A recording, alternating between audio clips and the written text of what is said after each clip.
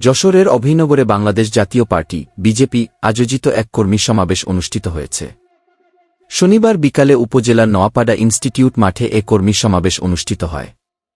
অভিনগর উপজেলার ও নোয়াপাড়া পৌর বিজেপির যৌথ আয়োজনে এবং ৮৮ যশোর ৪ আসনের সংসদ সদস্য পদপ্রার্থী আশিকুর রহমান মিঠুর সার্বিক তত্ত্বাবধানে সমাবেশটি সম্পন্ন হয়।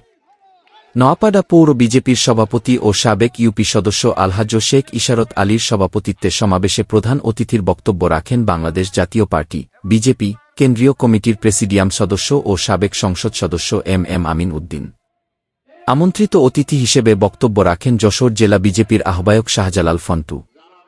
বিশেষ অতিথির বক্তব্য রাখেন যশোর জেলা বিজেপির যুগ্ম আহ্বায়ক আব্দুল জব্বার মোল্লা, বাঘারপাড়া উপজেলা বিজেপির আহ্বায়ক জানাল আবেদিন, সদস্য সচিব বশির আহমেদ, প্রেমবাগ ইউনিয়ন বিজেপির সভাপতি মোল্লা নজরুল ইসলাম এবং পায়রা ইউনিয়ন বিজেপির সভাপতি ইমারুল ইসলাম।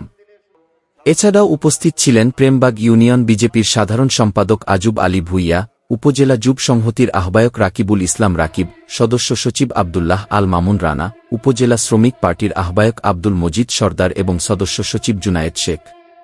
এ সময় জেলা, উপজেলা, পৌর ও ইউনিয়ন বিজেপির নেতৃবৃন্দ উপস্থিত ছিলেন।